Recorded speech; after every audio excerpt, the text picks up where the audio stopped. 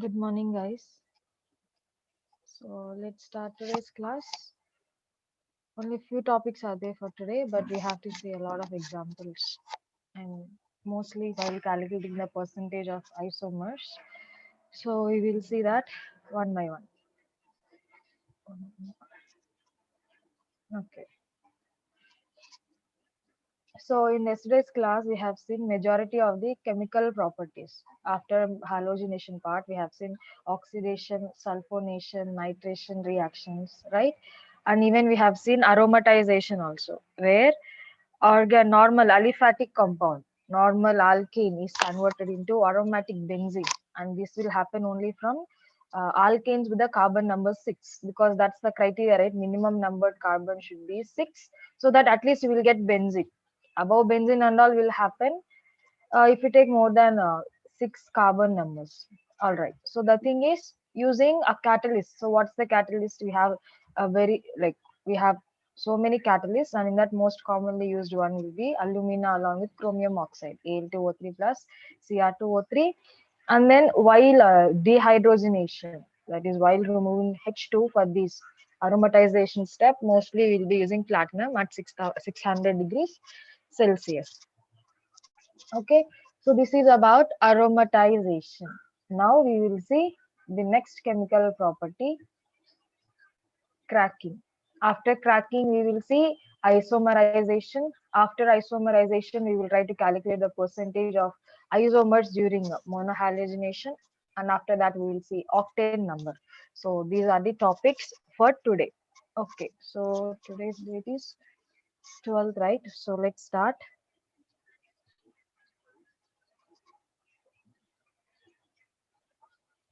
Mm, okay. So we will start with pyrolysis or cracking. Pyrolysis or cracking. These two are used interchanging. I mean, both of them will indicate same thing, but there is a slight difference. That difference and all we will try to point out in today's class. But before we discuss more about cracking or pyrolysis, one thing we should know is that when it comes to alkanes, they occur in nature. Mostly, they will be in the form of natural gas which contains lower alkanes, I mean methane, ethane, butane, something like that. And you have fuels, proper fuels, petroleum, diesel, coal, like coal, yeah.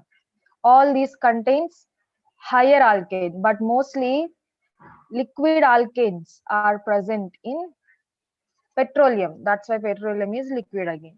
So what we are gonna do in this pyrolysis means we are trying to convert a higher alkane from this petroleum source into lower alkanes. Simply we are trying to break the bonds and convert them into smaller alkanes. Not only petroleum, in your lower classes, I don't know whether you have learnt or not, when you are preparing ethine, acetylene, C2H2 process, you might have learnt the one of the method as cracking of kerosene oil.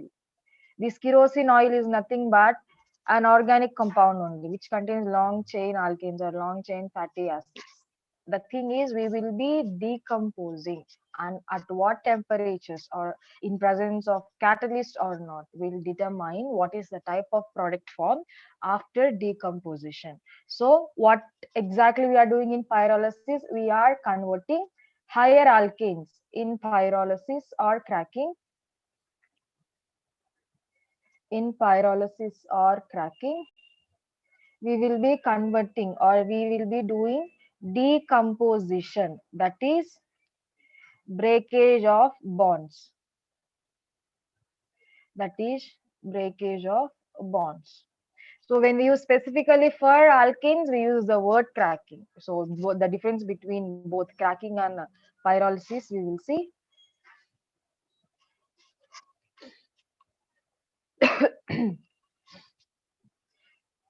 Breakage of bonds. Okay, so keep the side heading as cracking, and let's see what exactly it means. I think it's very simple, but only for cracking we have to specify what exactly we are decomposing. So the definition of pyrolysis is something like this. Decomposition. Pyro means heat. You all know that, right? Pyro means heat. So decomposition of any compound. Decomposition of a compound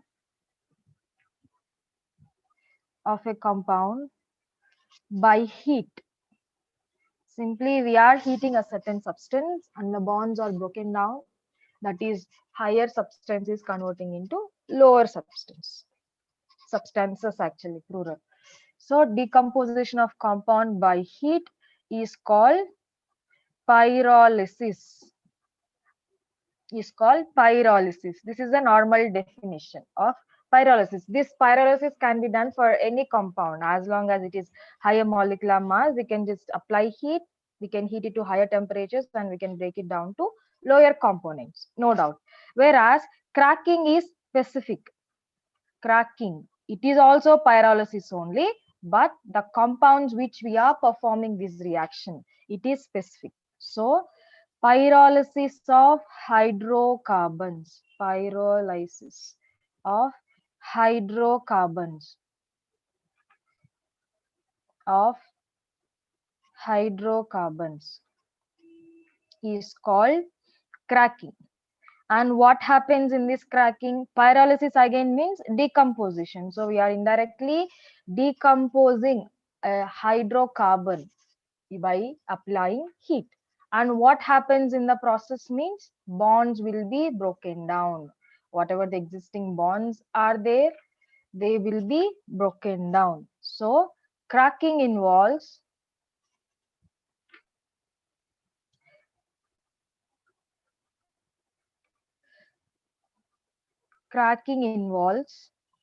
breakage of or breaking of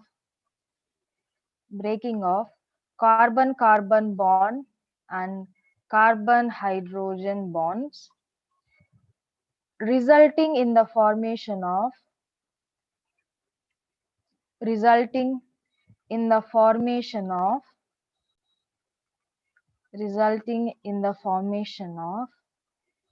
a mixture of lower hydrocarbons. These can be anything. If you take alkene, you can even have alkene, alkyne, like you'll get a mixture of compounds because the bond can be broken anywhere. So then that too we have seen either it can be carbon-carbon bond breakage or carbon-hydrogen bond breakage. So we can even have a lower alkane or alkene or alkyne, whatever. Mostly it will be alkene by the removal of hydrogen. So cracking is specific. This they will ask for 2 marks question in boards. Either 2 marks question or in one of the 8 marks question. One of the question can be what is pyrolysis? Explain it. So they'll ask, or what is cracking?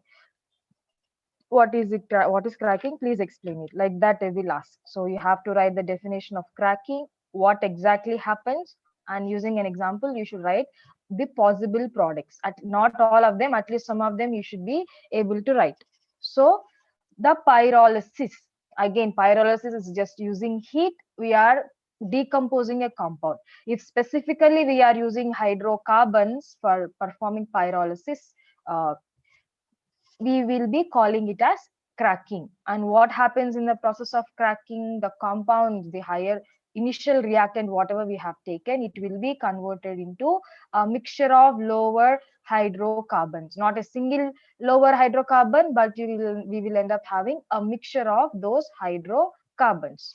So let's see how exactly this cracking occurs. So generally if you are not using any catalyst, with simple heating only you are applying, you will be calling it as thermal cracking, where we will be using only heat. In the definition itself we have the specific word thermal.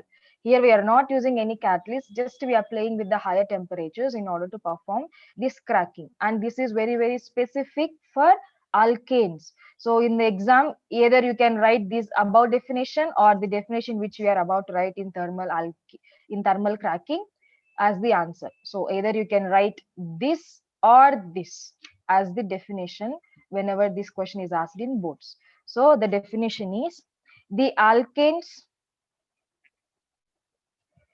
the alkanes on heating the alkanes on heating under high temperature on heating under high temperature in absence of air. This is very important. You have to mention the conditions also. In absence of air are broken down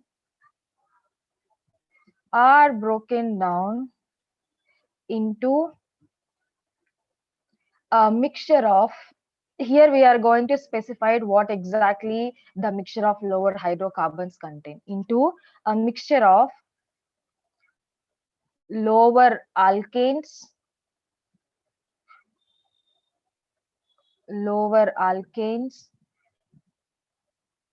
alkenes and hydrogen, alkenes and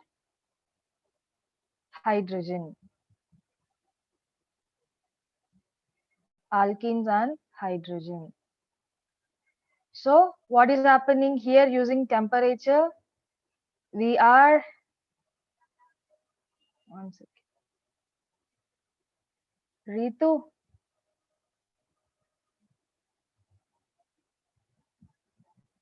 Okay.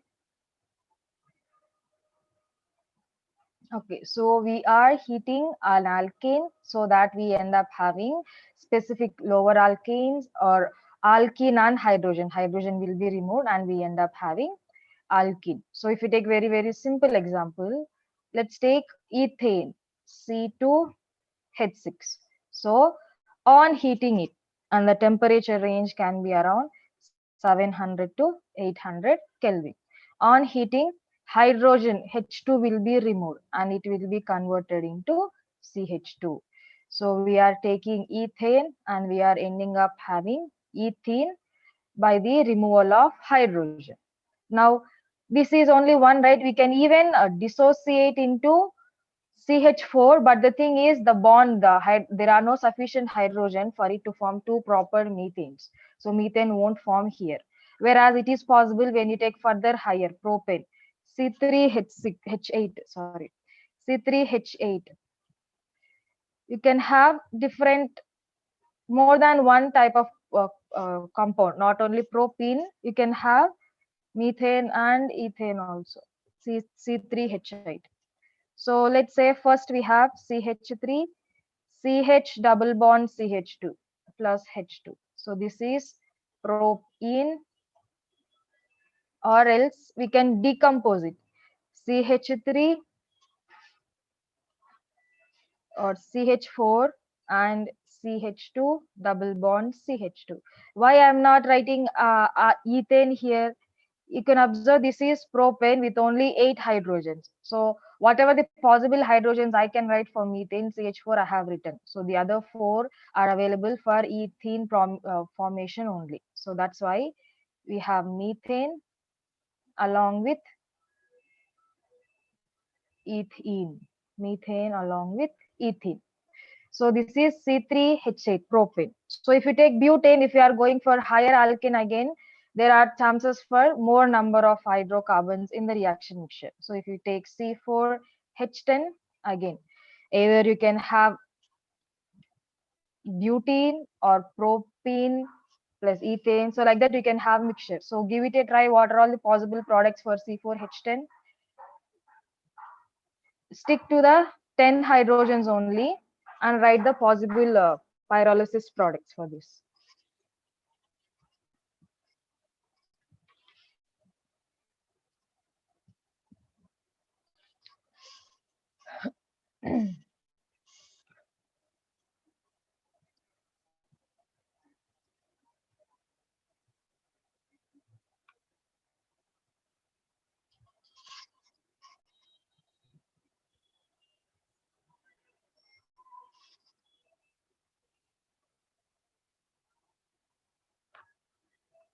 What are the possible products?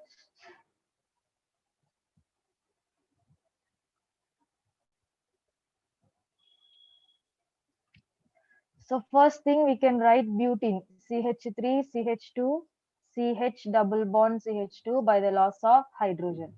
Second thing is we can break down. Let's say, let's write it in a chain so that we can easily break down the product. So let's say one carbon-carbon bond is broken down. So we have CH4 and the rest of the chain can form CH3, CH double bond, CH2. So we have methane. Along with that, we got propene. That is one thing.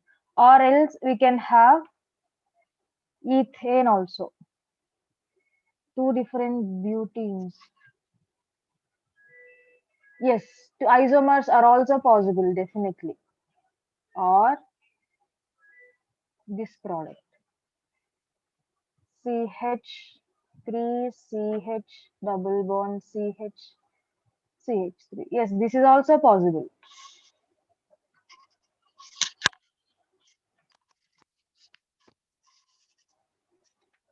So again, propene we can write, or else if we are decomposing into ethane, C2H6, and we have C2H4. Like that also we can write. So as the higher, as so what did we observe here? This is, sorry, for above. So as you can observe, as the carbon number is increasing, or as we are moving towards the higher alkanes, more than one possible, like more number of products are possible without any doubt. And you can see different compounds are present in the product mixture. And let's say if you want to specifically isolate propene for any of your reaction, its separation will become difficult. So that's why instead of cracking, thermal cracking, catalytic cracking is more preferred. So what is the limitation of thermal cracking? Means using only temperature. Here also we will be heating note down this temperature range. The same temperature range you can take down. So what is the limitations here? We cannot have any control over the type of products formed during thermal cracking. So thermal cracking is difficult to control, is difficult thermal cracking is difficult to control, and a complex mixture of product and a complex mixture of products is formed, which means we don't have any control on the type of products formed, or once the product is formed we cannot isolate them easily. So that is the limitation of thermal cracking.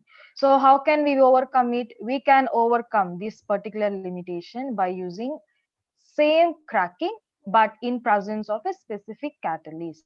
So that name we will be calling as catalytic cracking. So in board's exam, if you are writing this question, till this point will be sufficient. No need to explain a limitation and catalytic cracking. But for mains, you have to know all sorts of things. So in boards, we can write till this point, definition and the uh, products that can be formed while cracking. So we will be using a catalytic cracking, and mostly the catalyst used will be silica, SiO2, silica along with alumina, means Al2O3 in the ratio of 4:1. So we will be using this particular catalyst, silica and alumina, and the other reaction conditions are same. We will be heating, but at lower temperatures comparatively. Lower temperatures around 600 to 650 Kelvin only. In the above example, if we observe, we used to heat it first from 700 to 800 temperature range. Here, by the using of catalyst, we are able to lower the temperature and the reaction happens at these lower temperatures itself. And that too, we can have control by probably by changing the ratio, we can have control over the type of products formed. And the extent of the reaction also we can control by using this catalyst, that is silica and alumina in the ratio of 4:1. So it will be mostly used in industries for preparation of important compounds, like it is used in the industrial preparation of ethene,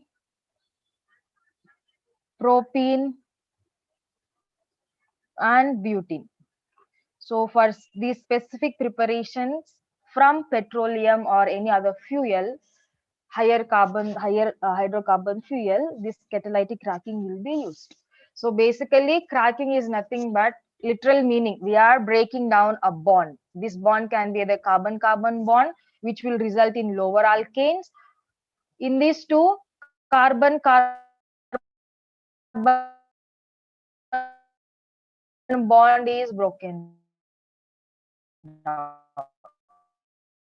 Whereas in the first one, carbon of lower alkanes or alkenes and hydrogen present in the mixture. So in order to have control over the type of products formed, we will be utilizing a catalyst in a specific ratio, that is silica and alumina in the ratio of 4:1. And not only this helps us to get a specific product, it will also helps us to lower down the reaction temperature, that is 600 to 650 kelvins, which was in the previous thing, it was around 700 to 800 Kelvin.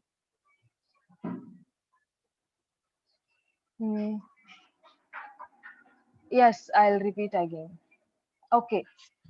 All right. So when it comes to cracking, okay, it's literal meaning either we are breaking carbon-carbon bond or carbon-hydrogen bond.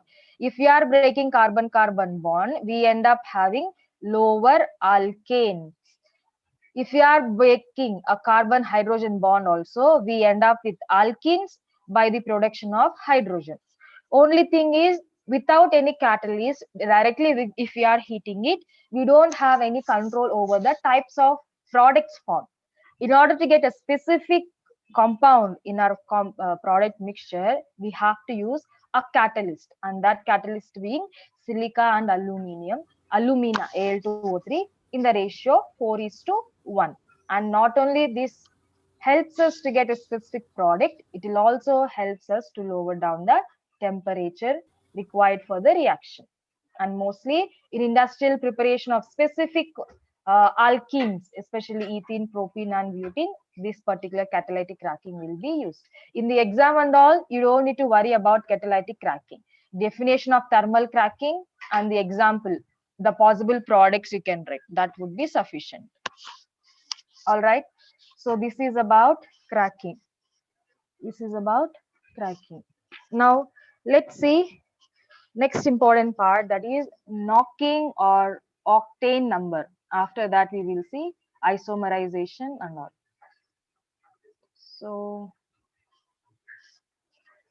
knocking. So in lower classes you might have learned about anti-knocking agent.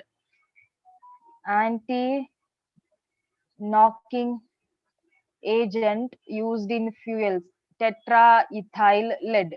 You might have learnt it without knowing the definition of what is knocking, what exactly is anti-knocking. Those things you might have not learnt. So here we will be learning about knocking in order to understand more about a term called octane number, which is commonly used for fuels to determine the efficiency of it. So before we go for octane number, let us try to define what exactly is knocking. Knocking is nothing but, we know most of the fuels are nothing but higher alkanes, right? So when we are using them in the engines to produce energy and all, we are going to ignite them. In a sense, they have to be oxidized. If the alkenes, let's say CnH2n plus 2, if this is undergoing combustion or oxidation, then only we will be having some energy released in the process. This energy will be used to run the engine and all, right? Now what happens in the knocking means, before the air, we all know we will be using petrol or diesels in our bikes or cars, right? And we will be pouring that into a cylinder. So what happens is, before the ignition itself happens, means before we are performing the combustion reaction itself, the air and the fuel mixture will catch ignition, means they catch fire, not fire exactly, They will undergo combustion before the reaction itself is initiated. So I'll write the definition. The pre-ignition,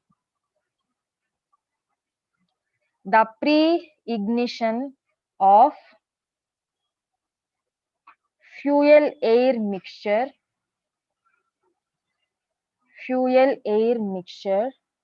in the cylinder,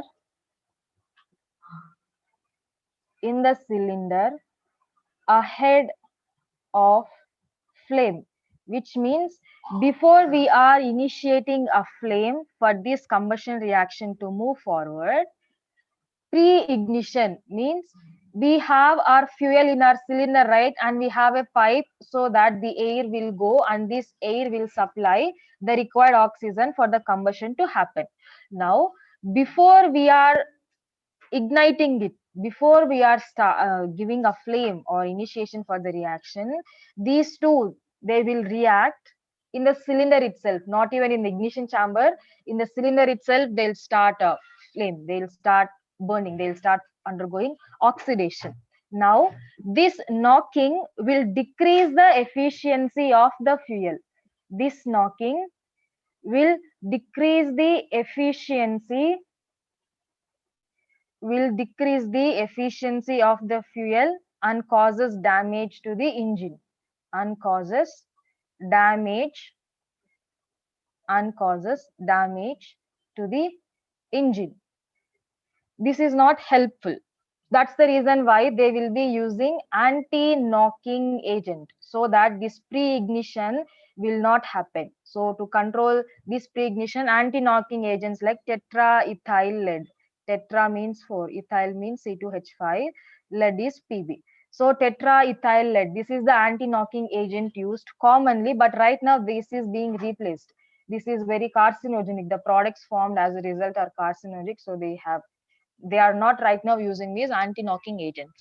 But this is knocking. If knocking is more, then the fuel efficiency will be decreased. That is not our important point, right? We need maximum efficiency so that all the fuel is completely burned and more energy will be released, and that energy will be used for running of vehicle or for running of any other motor. So what is the indication then? How can we find out which fuel is more efficient or which fuel does not undergo this knocking process? So in order to do that, we have a reference called as octane number. So using this octane number, we can find out which fuel is efficient.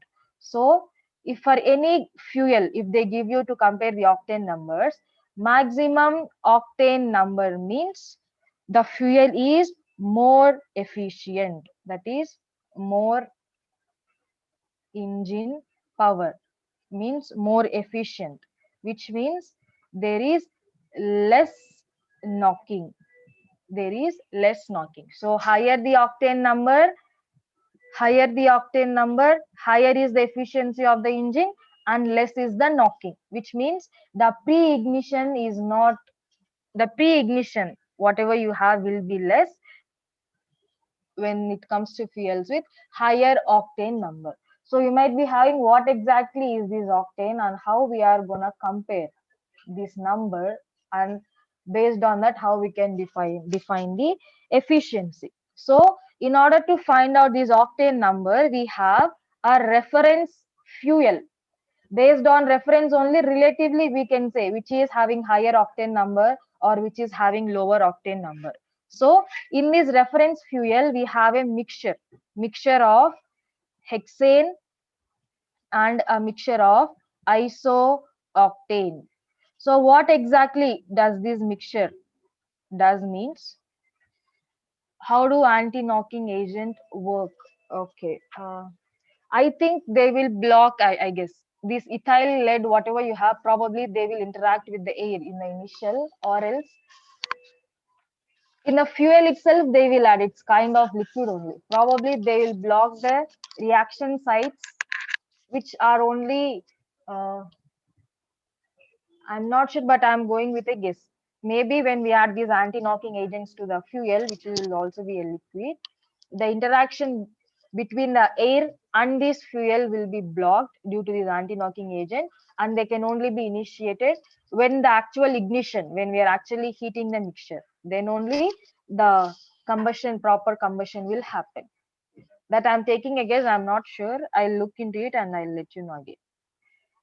Mostly it will be like that only. It will be added to the mixture, which is also a liquid, and this won't allow the interaction with the air until and unless there is external heat for the combustion reaction to initiate. Okay, so in order to find out octane number, one thing we know, higher the octane number, more is the efficiency of the fuel, definitely. Now, what exactly is this octane number, on what basis we are going to calculate it? So we will be using a reference fuel, which is a mixture of hexane and isooctane. Hexane is nothing but normal fuel only, normal alkane only, and this will have maximum knocking, and because of that it is assigned an octane number of 0, which means before the combustion reaction is initiated by ignition, all the fuel will burn. Okay, that's why it's the least possible thing you should go whenever we are talking about fuel. That's why, because of this maximum knocking, an octane number of 0 is assigned. Whereas when it comes to isooctane is nothing but not the one carbon less, its structure will be a little bit different. 2 comma 2, 2 comma 2 comma 3 trimethyl, 2 comma 2 comma 3 trimethyl pentane. So this is octo 1 2 3 4 5 CH3, CH3, CH3, CH3, CH2, CH3. So this is isooctane, okay, and it has maximum anti-knocking property, or highest anti-knocking. It has highest anti-knocking property.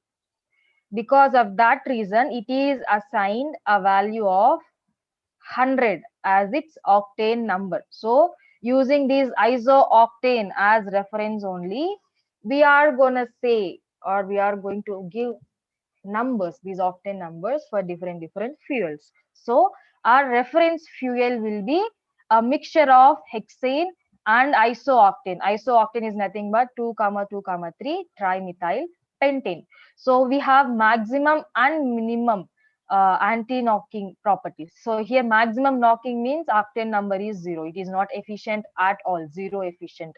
Whereas highest anti-knocking means it has minimum or the least possible knocking. That's the reason why it is assigned octane number of 100. Now, in order to give octane number to any other fuel, we will be taking this reference fuel mixture to give the octane number. So how exactly we are going to do means, let's see, I will write the definition how exactly this octane number is assigned, and we will compare the values. So the definition for octane number is something like this. The octane number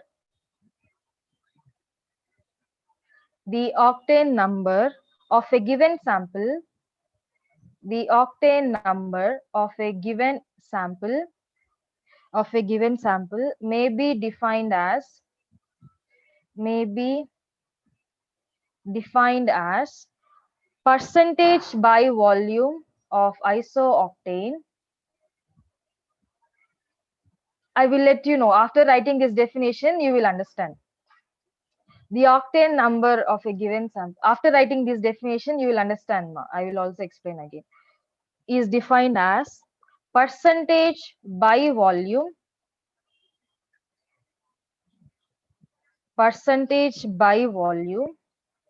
of isooctane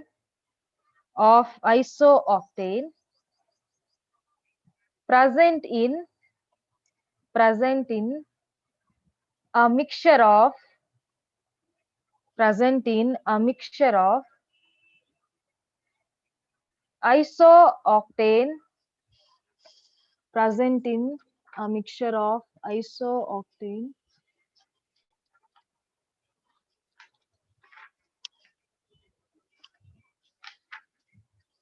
It's heptane, not hexane. Heptane of isooctane and heptane heptane, which has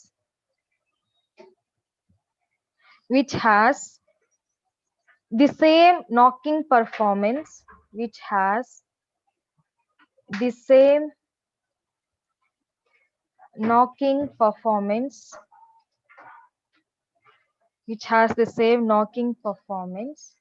as the fuel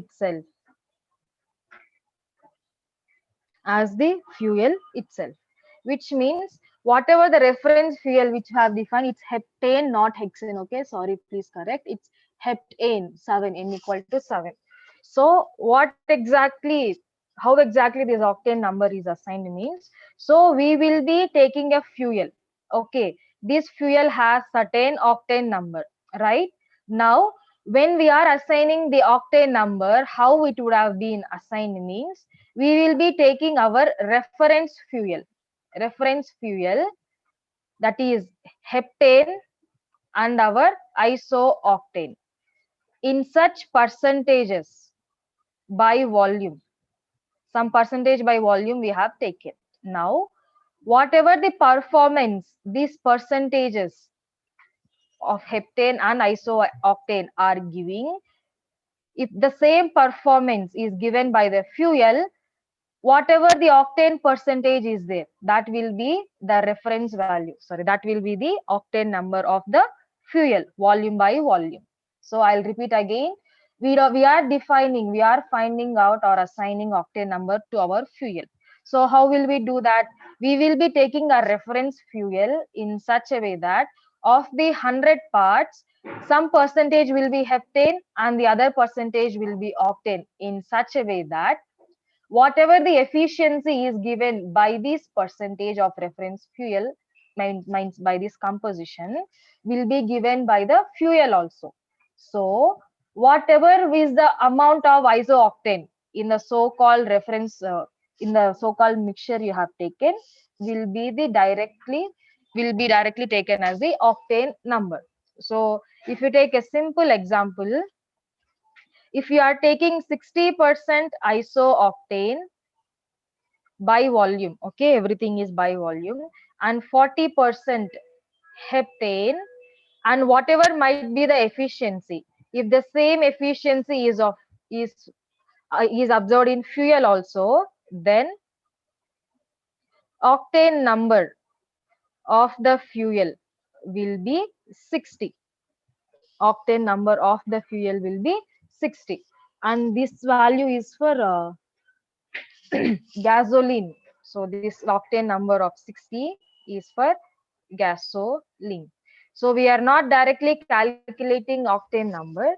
Instead, whatever we are comparing the efficiency.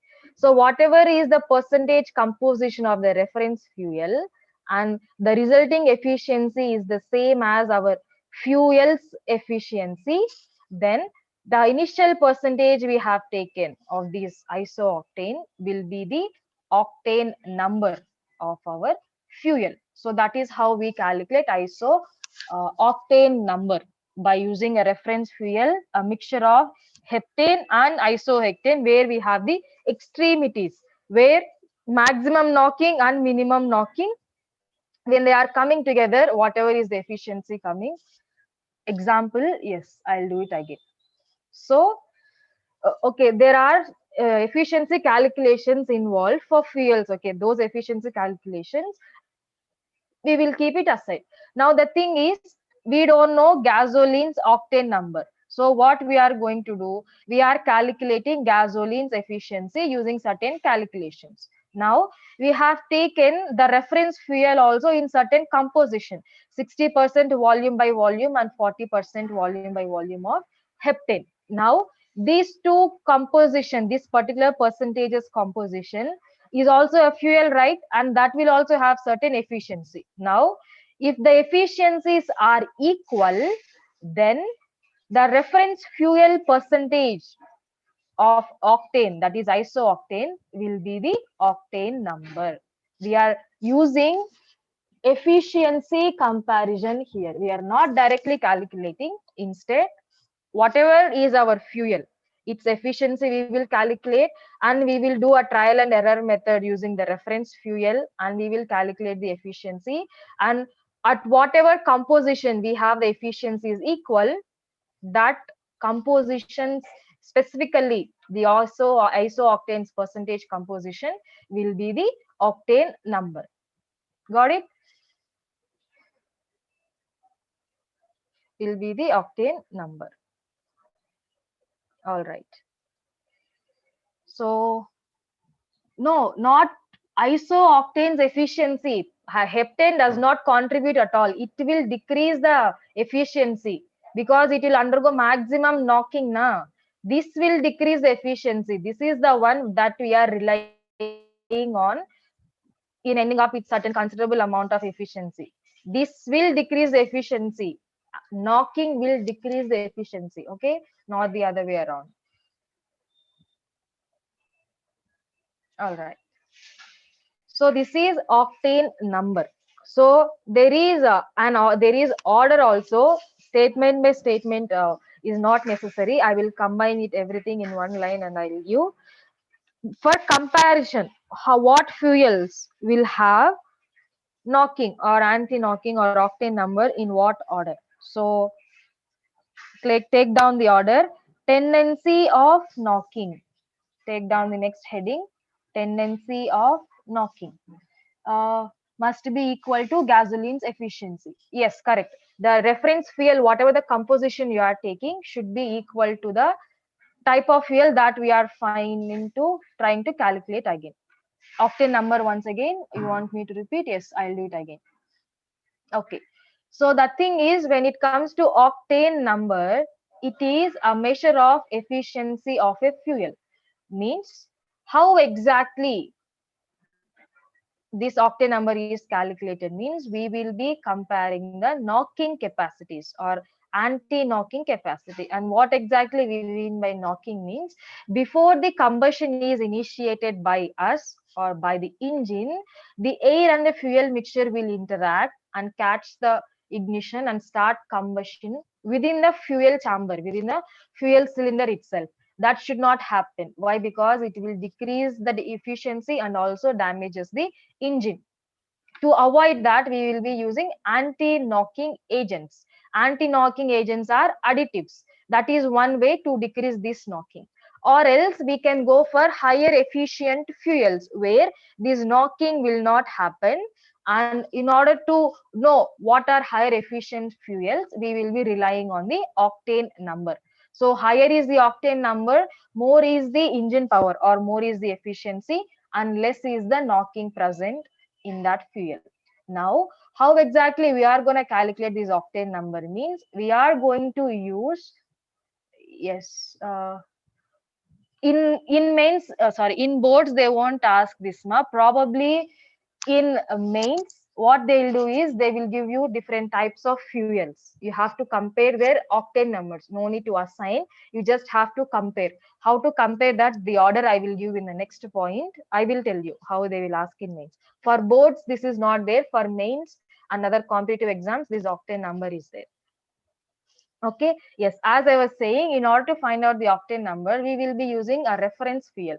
Reference fuel contains two extremes of knocking, which means heftane, which is zero efficient. Maximum knocking will take place, and this is the fuel you should not go for at all in order to, if we are using it in any machines. The thing is, we have heptane with zero octane number or zero efficiency, and we have isooctane, which has very least knocking property, and that's why we have assigned higher octane number to it. Now, if we, in order to find out an octane number to a certain fuel, what we are going to do is we will calculate the efficiency based on the already existing calculations. So first thing, we will take our fuel, and to that fuel we will be calculating the efficiency. After calculating the efficiency, what we will do is, to our reference fuel, whatever we have, we will do the trial and error method, so that end of the day the efficiency is matching with the fuel's efficiency. If this efficiency is matched, whatever the percentages of isooctane and heptane we have taken, the isooctane number will be the isooctane percentage will be the octane number. Simple, because that is the only one contributing for the efficiency. The heptane and all will decrease the efficiency. So percentage of octane by volume is directly the octane number of our fuel. Got it? All right. So when it comes to mains and all, they will ask you to compare the octane numbers, or they might ask you to compare the efficiency of the fuels or knocking tendencies of the fuels. Like that, they will ask. Okay. So for that, you have the order. Tendency of knocking. Tendency of knocking order we are going to see means which are not efficient in the decreasing order we are about to see. So we have straight chain alkanes. Straight chain alkanes will undergo more knocking than branched chain alkanes. Branched chain alkanes than alkenes. Than alkenes. Than cycloalkanes. Than cycloalkanes, and finally you have aromatic hydrocarbons. Aromatic hydrocarbons. Aromatic hydrocarbons. So simply this is the order of knocking, which means this has more knocking, which means it will have octane number list. So let us try to do this. Let us try to simplify this again. Octane number order, if you take, straight alkanes will be lower. Why? Because they have the maximum tendency. Straight chain alkanes. Straight chain alkanes less than branched chain alkanes. Branched chain alkanes less than alkenes. Less than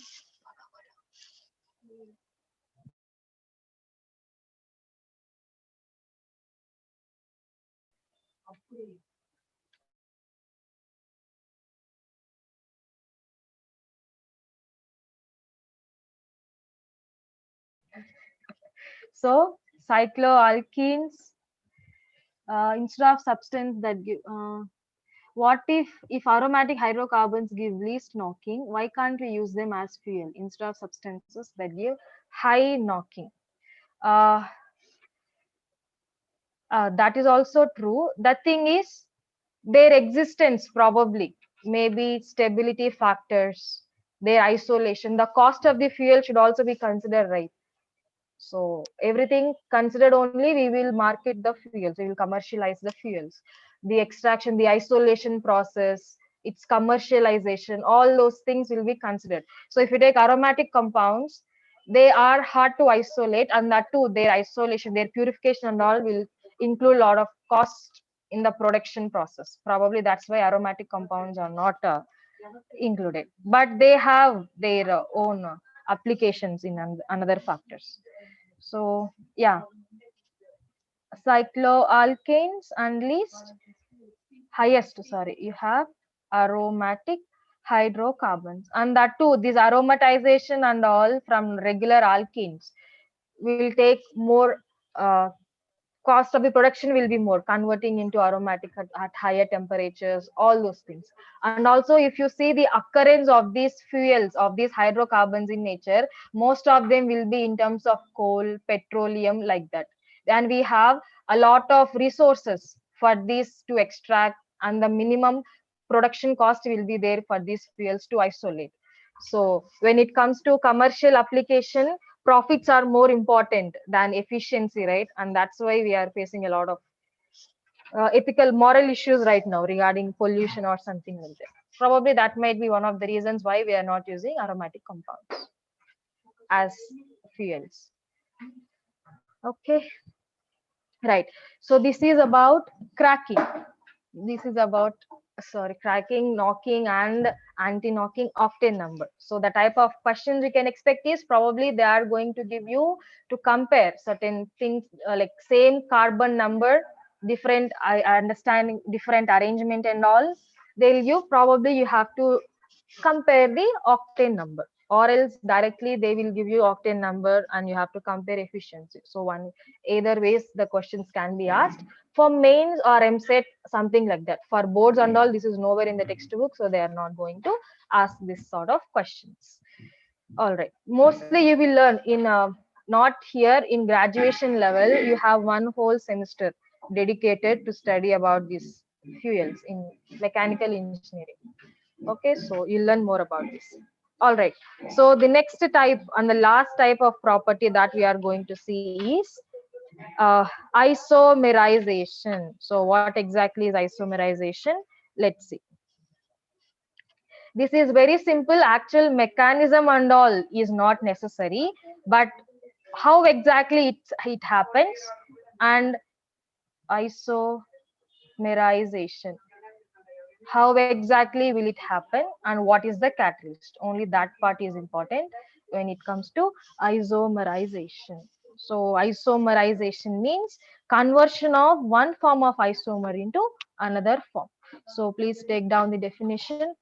One second. The, you can take down the process of conversion of one isomer,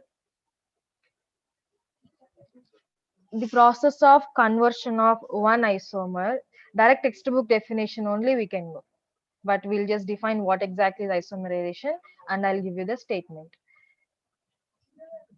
The process of conversion of one isomer into another isomer, literal meaning only, no twisting and all, into another isomer is called isomerization, is called isomerization. So how exactly this isomerization will happen in presence of what catalysts and all? So we will try to take that down. So N alkanes means straight chain alkanes. So N alkanes on heating, this is the statement for isomerization. On heating in presence of, on heating in presence of anhydrous aluminum chloride, that is AlCl3, and HCl gas, concentrated HCl gas. So we are heating straight chain alkanes in presence of anhydrous aluminum chloride and hydrogen chloride, so that they will isomerize. N alkanes, normal alkanes will isomerize to branched chain alkanes, to branched chain alkanes, to branched chain alkanes. So catalysts are important, anhydrous AlCl3 and HCl gas. Okay, so major product, there are more number, like there are ample of possibilities, but we will be concentrating on major products only. So if we take hexane, N-hexane, if we take CH3, CH2, CH2, CH3, CH2, CH2, 4, 5, and 6. So this is straight alkane, right? So this is N-hexane. We are heating it in presence of anhydrous AlCl3, and also we are using concentrated HCl gas, and it can form two types of isomers. Branched chain we are talking, right? So if we reduce one carbon from the main chain, we can have CH3, CH, CH3, CH2, CH2, CH3. So this is 2-methyl pentane or isohexane we can say. Or else the same branching can happen at different carbon number. CH, CH3, CH2 and CH3. This is 3-methyl pentane. Obviously, more than one are possible. We are not denying that. But we are writing down the major products only. Minor products and all we are not including. So these two are the major products when we are isomerizing N alkanes into branched chain alkanes. Okay. So if you take another one, let's say butane. Sorry. CH3, CH2, CH2, and CH3. This is also on heating, anhydrous AlCl3, and concentrated HCl.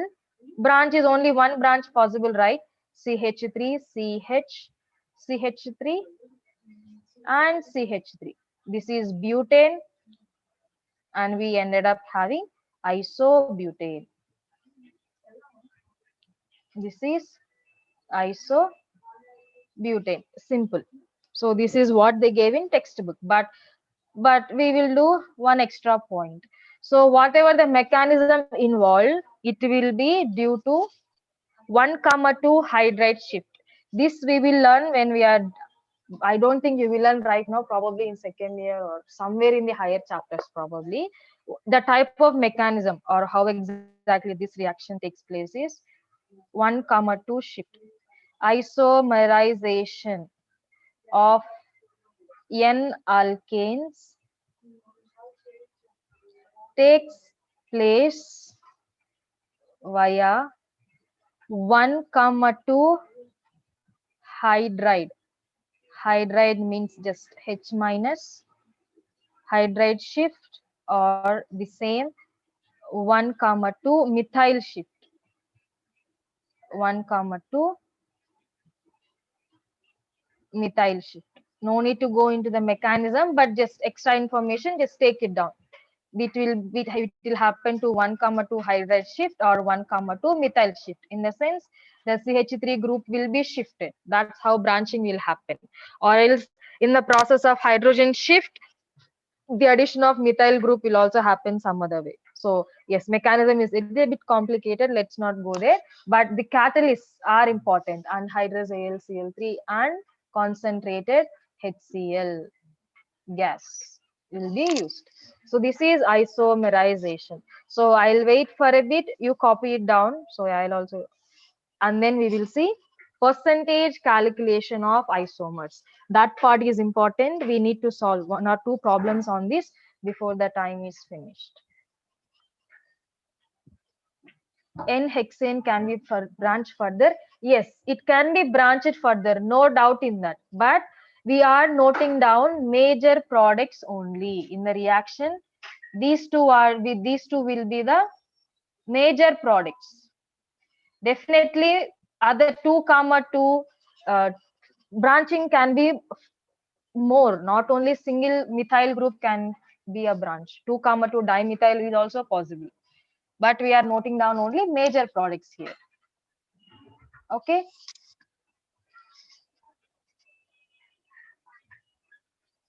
All right.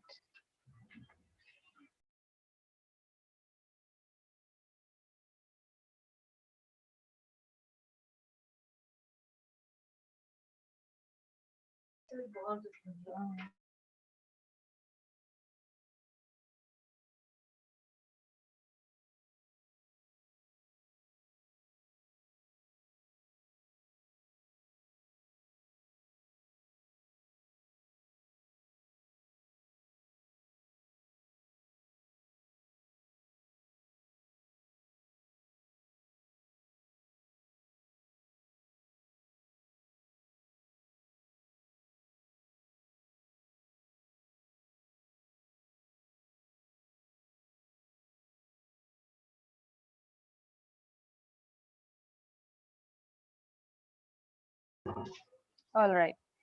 So let's see the other part. This is problems. Okay, simple calculation only. I told you that we are going to calculate in the first class itself percentage of isomers, right? So we will be calculating that. Calculation of percentage of isomers, that too for during monohalogenation. During monohalogenation, this is not related to the above isomerization, but during monohalogenation. Note point once again. Yes, see, this is the mechanism. I'm not going in detail because it is a little bit complicated and requires much more insight to the cation and anion stabilities. So whatever the shift, whatever the branching is happening, it will happen 1 comma 2. If you remember tautomerism, it was 1 comma 3 shift. So if this was a chain, whatever might be the group, so if this is 1 2 and 3, so between 1 and 3, there will be interaction. Whereas when we say 1 comma 2 shift in the chain, between first and second, need not to be first in the carbon chain. Whatever might be the adjacent carbons, whatever you have, if you assign them 1 comma 2, between them, either hydride shift can happen, or methyl group shift can happen. Any one of them will lead to branching of a straight chain alkane. The name for that kind of shift is 1 comma 2 hydride shift or 1 comma 2 methyl shift. Any one of it can happen during this isomerization reaction. Okay, during this isomerization reaction. Okay, so this part you can expect questions actually. In OP Tandon they gave, in Singej and all they didn't give, even in textbook we don't have. In OP Tandon they have concentrated on this. So let's try to see 1 or 2 problems before the time finishes. Okay, so if you remember the monohalogenation reaction, we had the proper halogenation, neglecting what do you say, iodination and fluorination, the proper halogenation mechanisms we have studied for chlorine and bromine, right? Which means chlorination and bromination will happen in the same manner, same mechanism they will follow. And if you remember the reactivity, the rate of replacements of hydrogen was tertiary greater than, secondary greater than, primary, tertiary greater than, secondary greater than, primary greater than hydrogen of CH4. Now, even if we have the same order of reactivity or rate of replacement for hydrogen, the rates means the rate of this reactivity will be different in chlorination and in bromination. So the rates are something like this. Rate of reactivity, okay, I'll write neatly. Rate of, you carry on writing, rate of reactivity of hydrogen. Rate of reactivity of hydrogens, order we are going to write.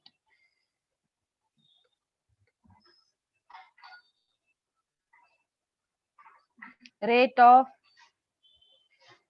reactivity of primary, secondary and tertiary hydrogens.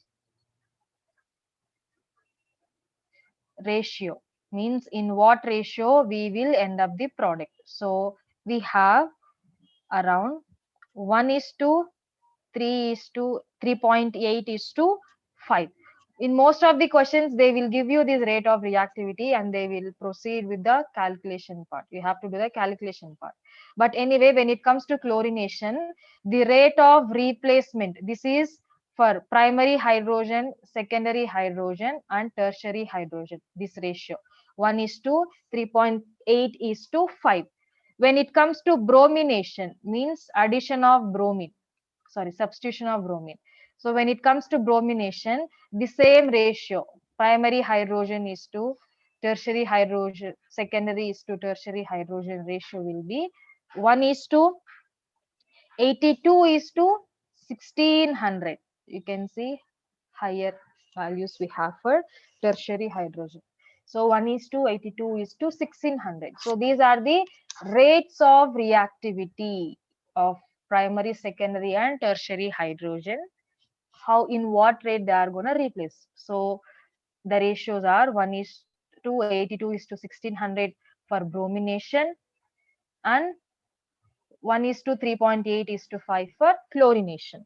So how are these reactivity ratios are going to help us in calculating the isomers formed? So let's see that part also. Let's take a very simple example. Yesterday we have written the possible products for this. So I will write the question, you tell me what are the possible products, and from there we will move forward. So let's take a butane, simple example. CH3, CH2, CH2, CH3 on monochlorination only. Cl2 H mu. Monochlorination. Monochlorination only I am asking. So what are the products, possible products for this? How many will be possible and what are those? And by replacing what type of hydrogens?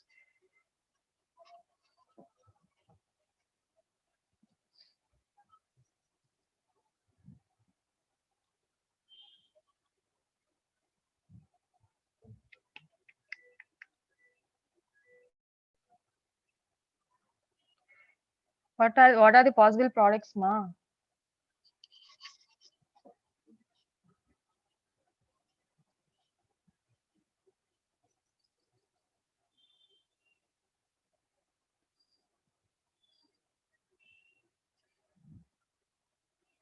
Yes, you have. No, no, no, not the complete halogenation. I'm just asking you monochlorination only. Yes, it is correct. You will have one chlorobutane by replacing the primary hydrogens. So how many primary hydrogens we have? These two are secondary hydrogens. This is primary and this is also primary. So by replacing the primary hydrogens, we have CH3, CH2, CH2, CH2, Cl, monochlorination, 1 chlorobutane. By replacing secondary hydrogen, we have 2 chloro, CH3, CH2, CH, Cl, CH3. So these are our possible products by replacing primary and secondary hydrogens, right? So these are our possible products. So how are we going to utilize the reactivity ratio in this one? So let's try to see that. So how many primary hydrogens are available for us? There are 3 plus 3. There are 4 primary hydrogens available for us. So the relative amount of 1 chlorobutane, that is by replacing the primary hydrogens, equal to number of equivalent hydrogens into the reactivity, so we are just calculating how many primary hydrogen. On whole 3 due to optical isomerism. Yes, optical isomerism. Yes, that is on whole. Here we are only talking about the replacement of hydrogen, that is the positional isomers only we are concentrating here. Optical and all will be the total possible. At the end we will see definitely. Okay, here we are just trying to calculate 1 chlorobutane, how much is formed, and 2 chlorobutane, how much is it formed. So in order to calculate it, we have to count how many such primary hydrogens are there and what is the reactivity with respect to chlorination. And for primary hydrogens, we have the reactivity as 1. So how many primary hydrogens we have overall? Oh, 6, sorry. It's 6. 3 plus 3, you have 6. So 6 into 1, overall 6 is the relative amount of 1 chlorobutane formed with respect to available number of primary hydrogens. Now, in the same manner, what can be the relative amount for uh, 2-chlorobutane. How many secondary hydrogens we have? 2 plus 2. We have 4 secondary hydrogens. So its relative amount. So its relative amount will be number of equivalent, means the same type of hydrogens. Equivalent hydrogens into reactivity.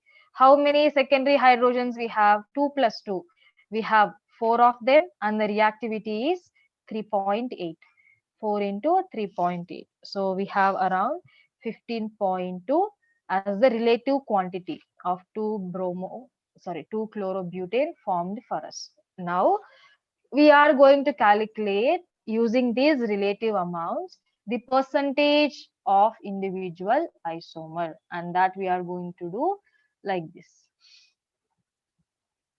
So percentage of isomer or product, whatever product is formed, product 1 will be whatever is the relative amount that we have calculated by total amount into 100 into 100. So what is the total amount here in this particular example? We have total amount equal to 6 plus 15.2. We have 6 plus 15.2. So we have 21.2 as our total amount. So percentage of 1-chlorobutane is, what is the relative amount here? We have 6. So 6 by 21.2 into 100. And the other one will be 15.2 divided by 100. So percentage of 2-chlorobutane will be 15.2 divided by 21.2 into 100. So these values are 28.3%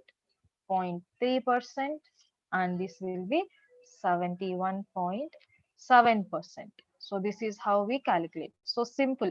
Most of the time they'll give the reactivities in the question itself. All right. And your only business is calculate how many types of primary, secondary, tertiary hydrogens are available and what are the possible monohalogenated products. And for each of them, calculate the relative amount, find the total and do the percentage, just like simple elementary calculations.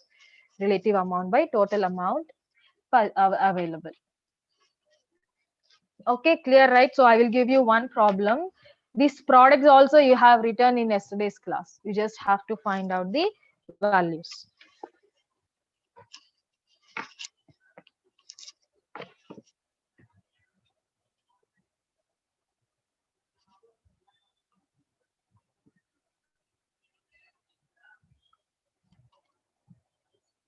I'll write the question here. Meantime, you can copy down the above one.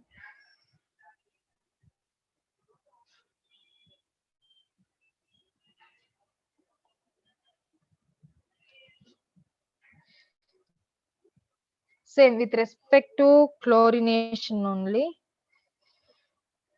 Same. The relative reactivity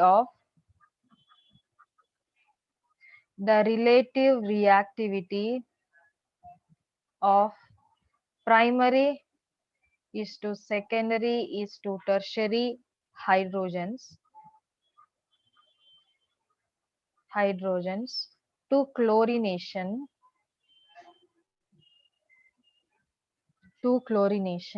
is 1 is to 3.8 is to 5 respectively. This part we know respectively. Now calculate the percentage of isomers.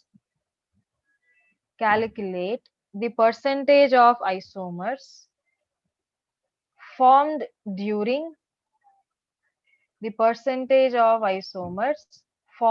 during monochlorination of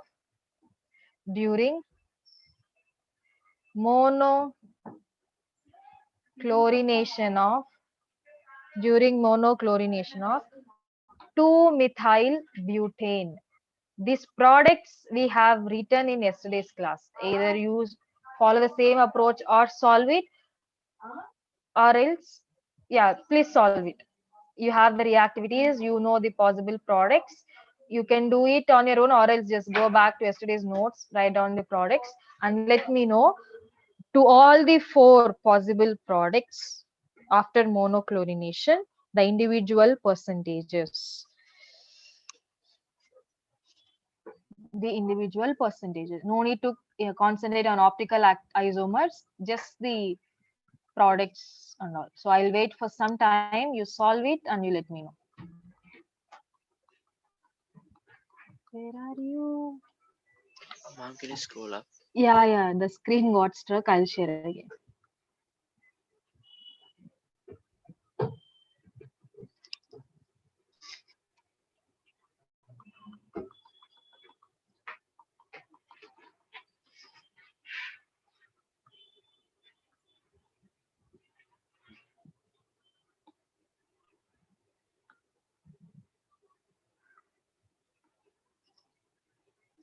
Yes, this is the last part of alkane. Is this the last part from Monday? Alkanes? Yes, this is the last part, ma. This percentage of isomers is the last part of alkanes. So all these will come for tomorrow's class. Exam, sorry. Hmm? 20 minutes.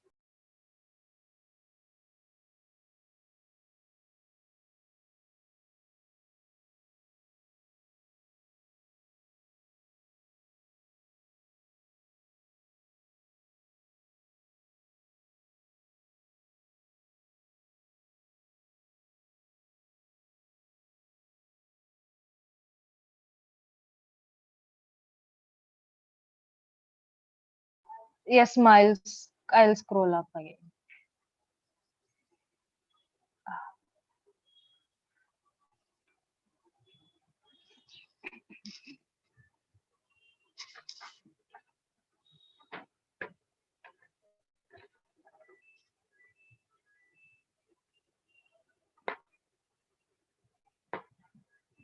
Petroleum, no, actually not required. Like it's just the basic information regarding its content and all. Not required actually.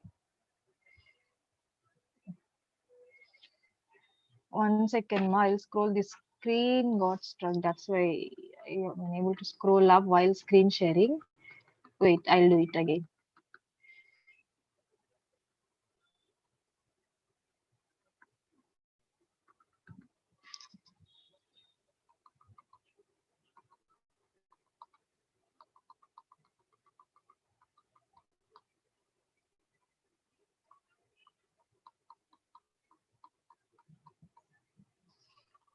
All right.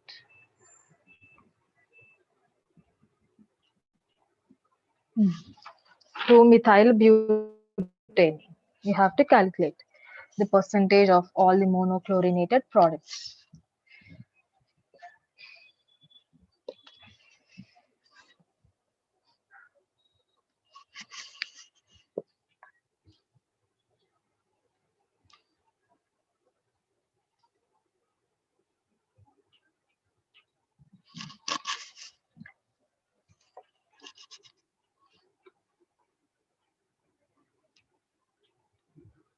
Out of 4 possible products, will 2 of them have same yield as both are primary hydrogens? All primary hydrogen will, no, all primary hydrogens equivalent. You have to check the equivalent ones. No. You have to, for both of them separately, you have to do whatever 2 products you will have by replacing primary hydrogens. 2 of them are branches and 2 of them belong to the straight chain, right? So branches you have to do separately. The straight chain primary hydrogens you have to do separately. Okay, give it a try. Let's see.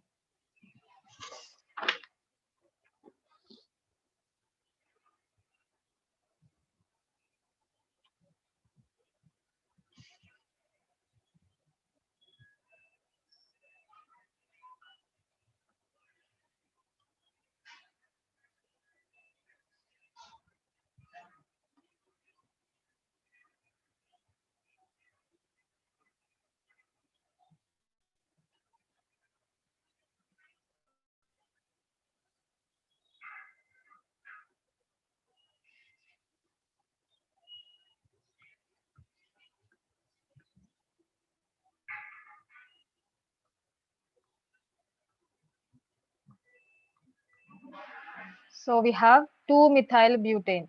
So CH3, CH, CH3, CH2 and CH3. Okay, and we are performing monohalochlorination in presence of light. So in the first set, let's talk about the primary hydrogens. Obviously, we have three primary hydrogens. Okay, one of them is a branched methyl group and the other two are 42.4 primary, secondary and tertiary. Let's see. You have equivalent mass, so I think I should have discussed this. Okay, fine, let's see. So what are the primary hydrogens available for us? This is primary, this is primary, and this is also primary. And now in this primary hydrogen, two possible products. First thing is if the edges, okay, fine, CH3, CH, CH3, CH2, CH2Cl. Okay, and the other type of product that we can have is CH3,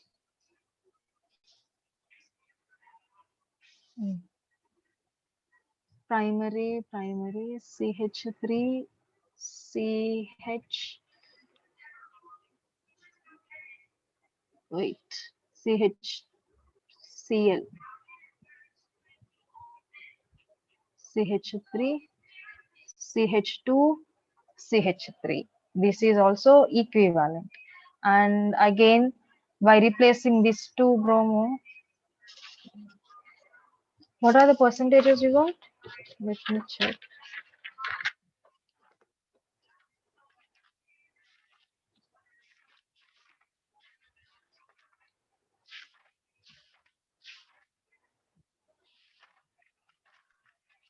All right.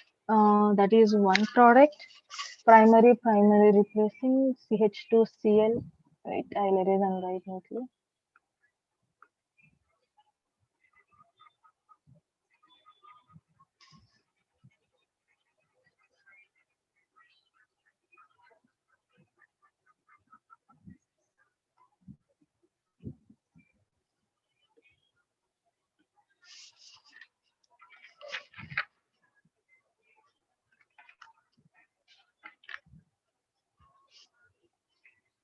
Okay. So CH3,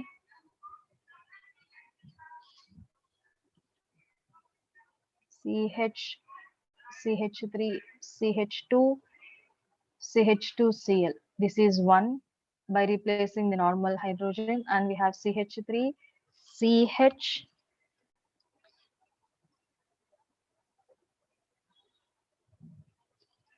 this CH2, Cl, CH3 and CH2, CH3. So these are by replacing the primary hydrogens. And by replacing secondary hydrogens, which is this secondary hydrogen. And this is tertiary hydrogen. So we have CH3, CH, CH3, CHCl, CH3. And by replacing tertiary hydrogen means this one, we have CH3, C, CH3, Cl, CH2 and CH3. All right. So these are our products. And coming to the replacement, tertiary, when we have primary hydrogens, you can see this is different. Okay, branched hydrogen we have, right? Can we replace it? 2-chloro, 2-chloro. Both are same. So let's take primary hydrogens, how we can do it.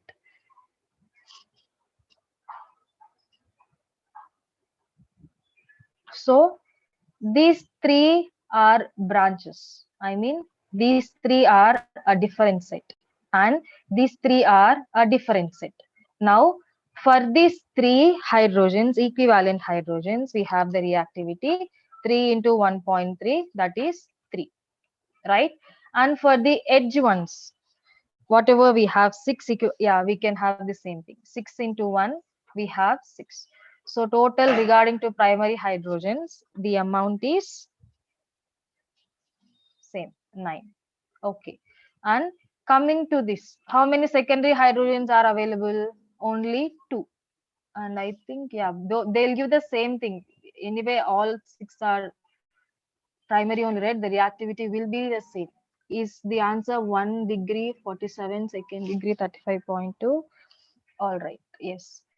So total 6 we have. And for replacing the secondary hydrogens, relative amount equal to 9 into 1, total 9 you have. And for secondary hydrogens, how many you have secondary? You have only 2. So relative amount equal to, at this position, you have 2. So 2 into, what is the reactivity you have? Reactivity is 3.8. So 3.8. 2 into 3.8 equal to 7.6. And tertiary hydrogens, there is only one tertiary hydrogen. So for tertiary hydrogen, relative amount equal to 1 into 5. So you have total 5.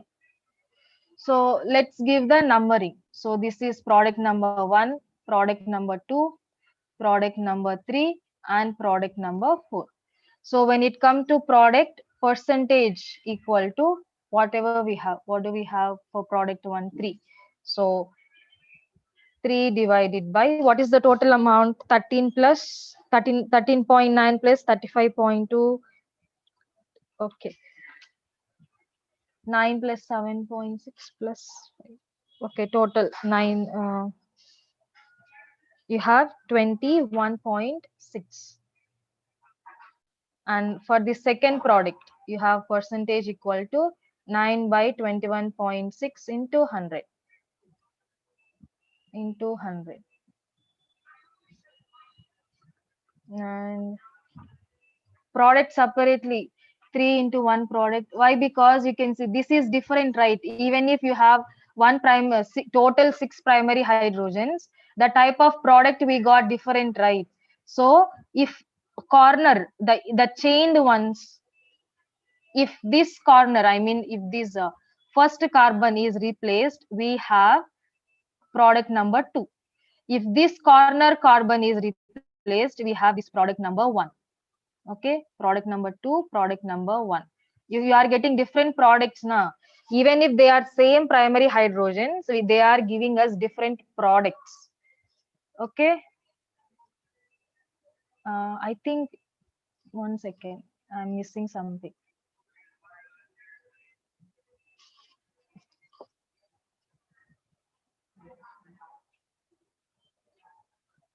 Cl for 3 and Cl for 6 we have. 6 equivalent.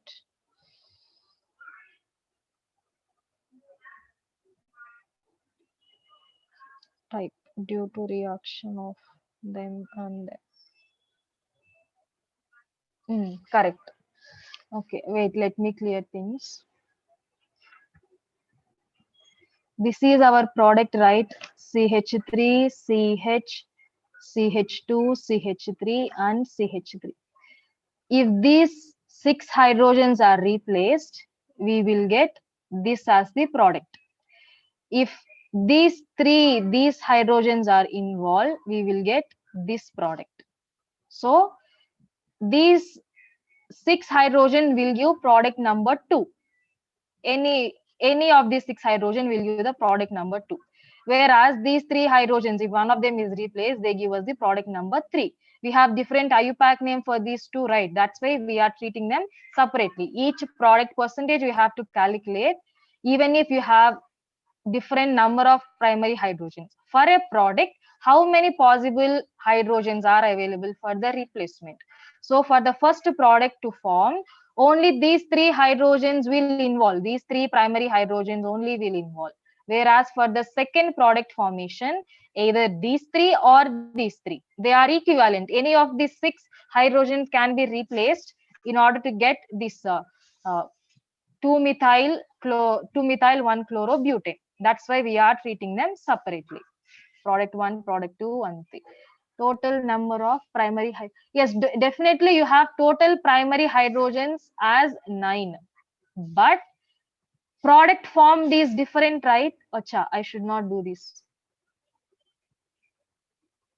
Relative amount you have to see. For this relative amount we have to calculate, and for the other one also we have to calculate, because the products formed are different, right?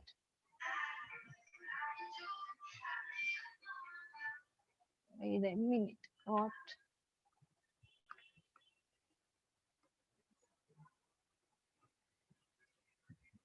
For each product we have to calculate.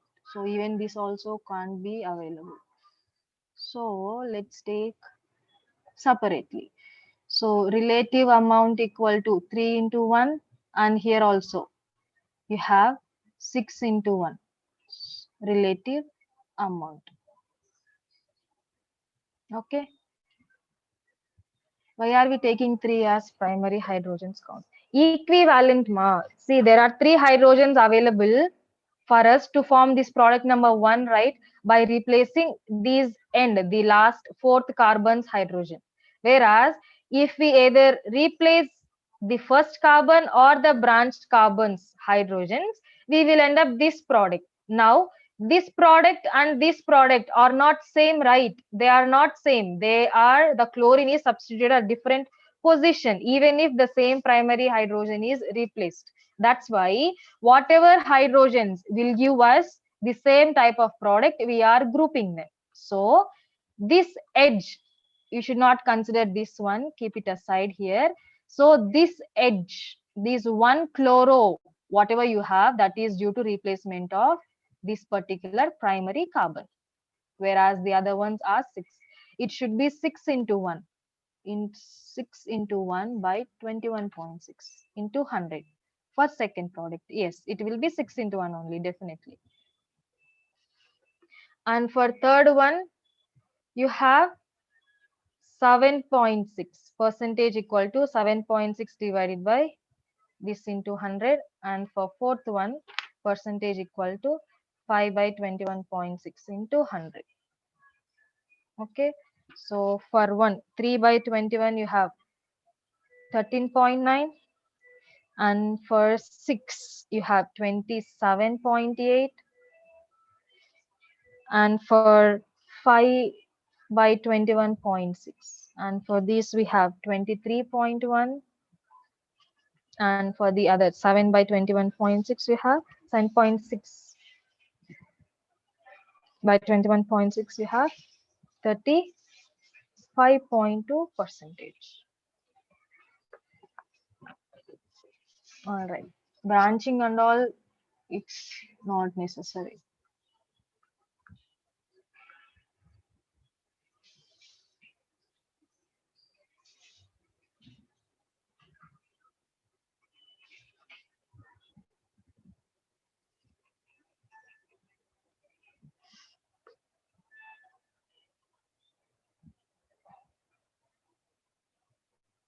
Okay.